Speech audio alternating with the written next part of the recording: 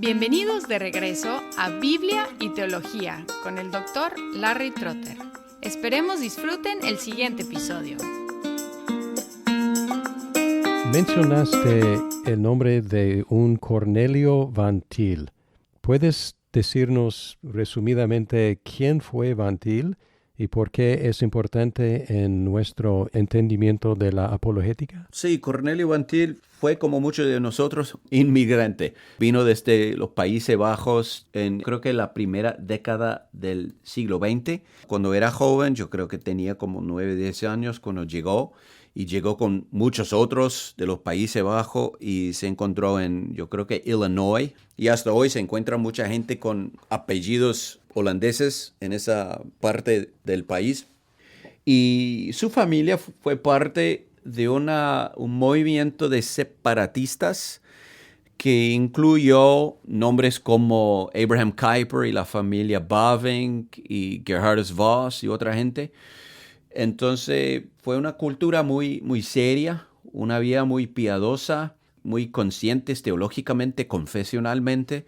Y Van Til, como muchos otros, estudió en la Universidad de Calvin en Michigan y después fue a estudiar en el seminario más destacado en ese tiempo, el seminario de Princeton, en Princeton, New Jersey. Entonces terminó su tiempo en New Jersey con su maestría del seminario y un PhD de la Universidad de Princeton en filosofía. Y después lo que quería sobre todo fue regresar al Medio Oeste para pastorear. Estamos hablando de 1920 y 20 algo, 28, 29. Primeramente el seminario lo invitó a enseñar la apologética y entonces enseñó un año y volvió al Medio Oeste. Westminster fue fundado en el año 1929 y en ese momento Machen estaba buscando un profesor de apologética y sabemos que Machen escribió una carta a su madre diciendo que iba a ser imposible fundar el nuevo seminario sin Cornelius Van Til. Entonces él insistió en que Van Til viniera a Filadelfia para enseñar. Y Van Til al principio vino solamente por un año, pero se quedó 40 años. Fue un apologista muy destacado en la comunidad reformada, en la comunidad protestante en los Estados Unidos. Y desarrolló un método que se conoce como la apologética presuposicional, desafortunadamente, pero su visión o su misión fue exactamente el desarrollo de una apologética fiel a la teología reformada y a la escritura entendida desde esta perspectiva reformada. No tuve el privilegio de estudiar bajo Van Til, pero tuve el privilegio de conocerlo en sus últimos años. ¿En serio? Sí, mis años en Westminster traslaparon con sus últimos años. Y a veces lo visitábamos, a veces lo invitábamos a salir a comer. Wow. Y no se acordaba de cosas recientes, pero sí se acordaba muy bien de las cosas de los 1920, 1930. Y él nos contaba historias de ese entonces. Entonces fue un gran privilegio conocerlo. Wow. Él escribió muchos libros.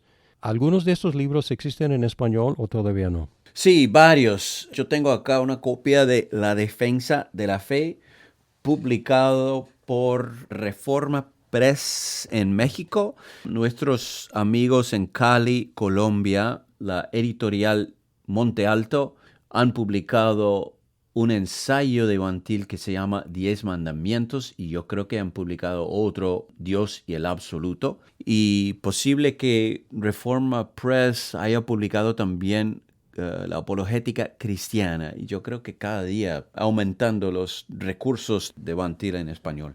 Un poco en broma, algunos estudiantes angloparlantes preguntaron cuándo sus libros iban a salir en inglés, porque su inglés no es tan fácil.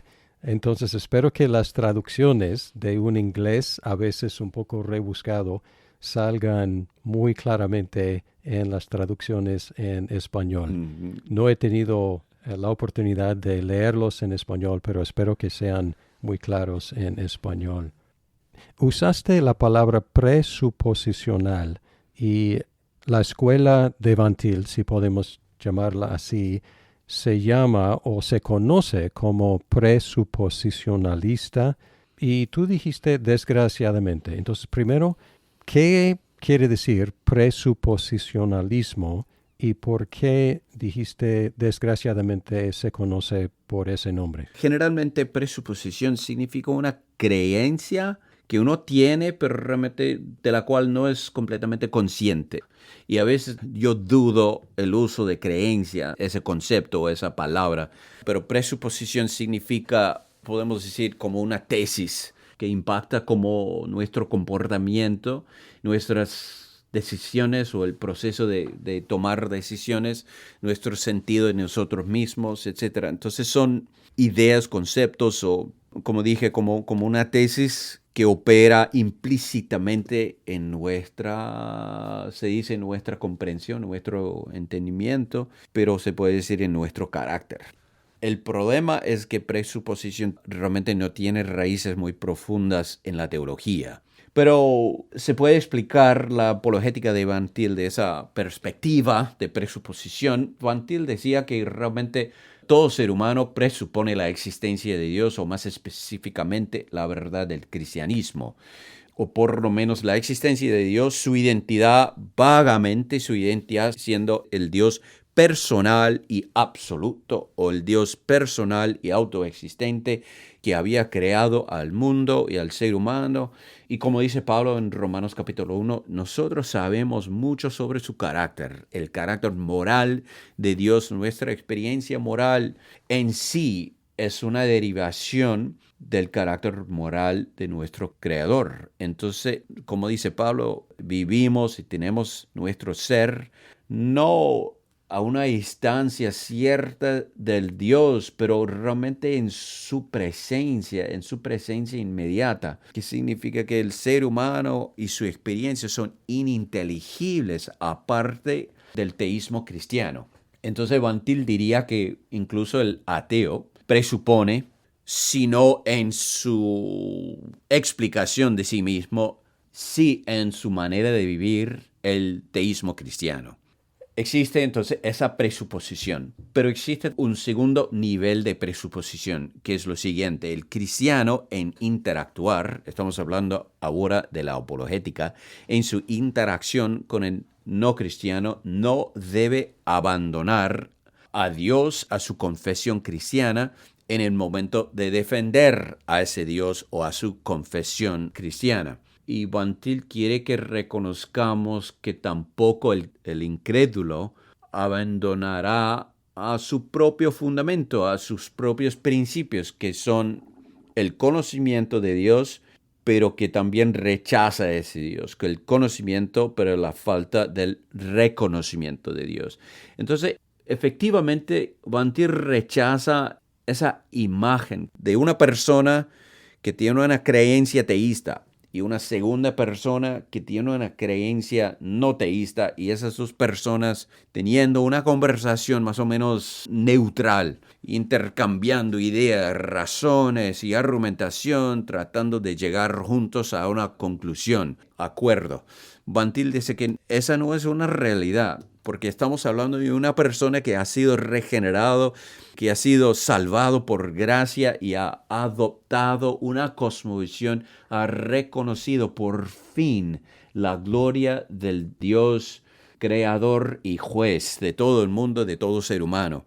La otra persona conoce a Dios, pero rechaza y no reconoce a ese Dios, rechaza su obligación como portador de la imagen del Creador, de glorificar a ese Dios. Entonces, él vive en una distorsión imposible, porque vive en el mundo creado por Dios, tiene ese conocimiento irrefutable, innegable de Dios, que constituye la gramática de su propia experiencia del mundo y su concepto de sí mismo. Todo esto es construido con conocimiento del carácter de Dios y del teísmo cristiano, etc. pero a la misma vez rechaza a ese Dios. Entonces existe como un divorcio, una distorsión entre su existencia o la realidad metafísica de quién es y de dónde vive, y entre todo esto y su explicación de quién es y dónde vive. Van Til habla de una distorsión o una tensión entre la metafísica y la epistemología, que significa la realidad y nuestra explicación o interpretación de la realidad. Entonces, déjame intentar resumir lo que acabas de decir y tú dime si está bien. Entonces, no hay tal cosa como neutralidad. Tanto el creyente como el no creyente tiene su postura arraigada y su pensar y su vivir salen desde esa raíz de su presuposición o su creencia básica en Dios o no en Dios. Entonces no hay neutralidad. Entonces en conversación no tienen algo en común porque parten de puntos opuestos. Pero el creyente hasta cierto punto tiene una ventaja porque al otro nivel, hasta el no creyente presupone a Dios, pero niega esa creencia. Pablo dice en Romanos, suprime el conocimiento innato que tiene de Dios. ¿Es correcto mi resumen? ¿Es lo que estás diciendo sobre esa disciplina de la apologética según Van Til? Exactamente, Larry. A+, hermano, A+. Pero sí, Gracias. y podemos... Tengo la ventaja de haber estudiado en Westminster, entonces no es algo completamente nuevo O significa para mí, que no obviamente. tendrías excusa para no entender. Exacto. Pero sí, dijiste algo muy interesante, que esa cuestión de tener algo en común. Van Til dice que metafísicamente, ¿qué significa la realidad? ¿En dónde nos encontramos? ¿Quiénes somos? Realmente tenemos todo en común. Vivimos en el mundo creado por Dios que revela constantemente a su creador, y somos todos crédulo, incrédulo, regenerado, no regenerado, portadores de la imagen de Dios. Metafísicamente todo en común. Epistemológicamente nada en común, que significa nuestras explicaciones de nuestro mundo y de nosotros mismos son profundamente antitéticas, son opuestas completamente. Lo que estamos hablando últimamente de dos personas en dos condiciones espirituales opuestas y dos condiciones pactuales opuestas. Entonces estamos hablando, o debemos pensar en la apologética como la interacción entre uno que se encuentra por gracia en Cristo y otra persona que se encuentra bajo la ira de Dios, pero negando o tratando de evitar la realidad de su situación.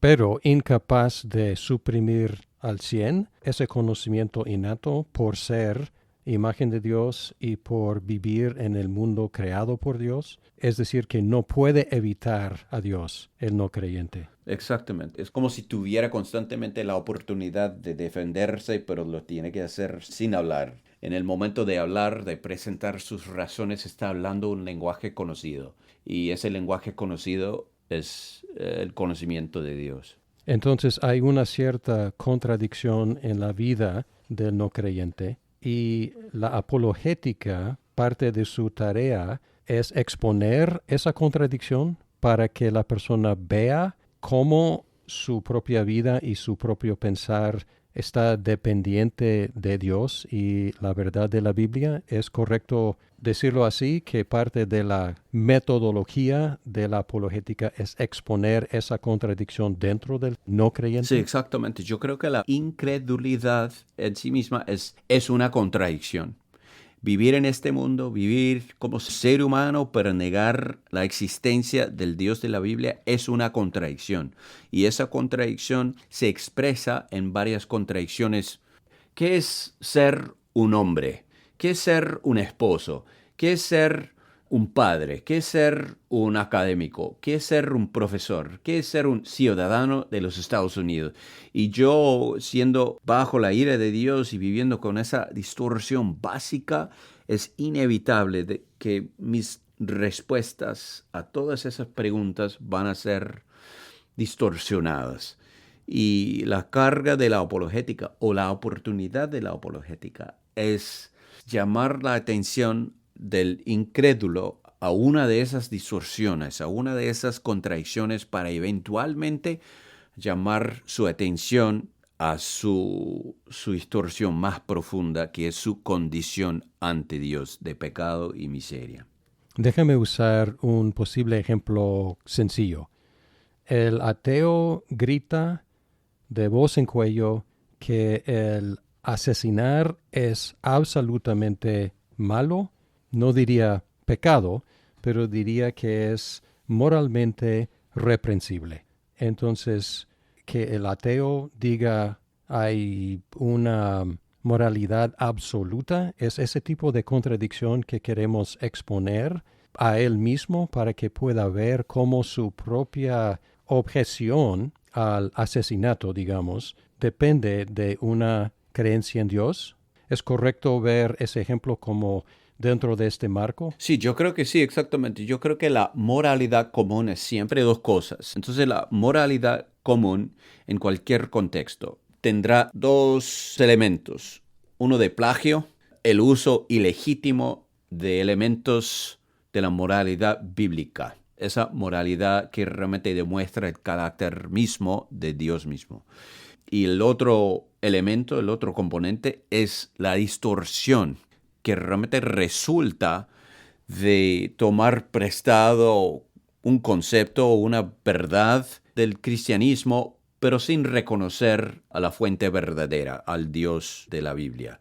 ¿Qué significa? Una moralidad común es una copia, otro intento del no cristiano de vivir como imagen de Dios en el mundo creado por Dios, pero siempre negando a Dios. Entonces, esa moralidad sería otro intento de negar a Dios usando los propios dones de Dios, dones divinos para rechazar a Dios. Estamos todos de acuerdo que el asesinato es malo, pero nosotros tenemos una explicación muy profunda de por qué. Porque el ser humano es hecho en la imagen de Dios. Pero el no cristiano, no teniendo esta explicación, tiene que inventar otra. Y eventualmente esa explicación no es sostenible y se va a exponer la pobreza de su sistema. Y realmente va a terminar en una contradicción moral. Entonces, copia, pero una copia distorsionada. Y hay dos vías para como apelar al no cristiano, demostrándole que sí está copiando y demostrándole que está copiando mal. Está distorsionando por su intento de rechazar las consecuencias inevitables o las implicaciones inevitables de su copia. Exactamente, no tiene otra opción. Si quiere ser una persona moral, y todo ser humano es un ser moral, no tiene otra opción aparte de tomar prestadas las verdades de la Biblia.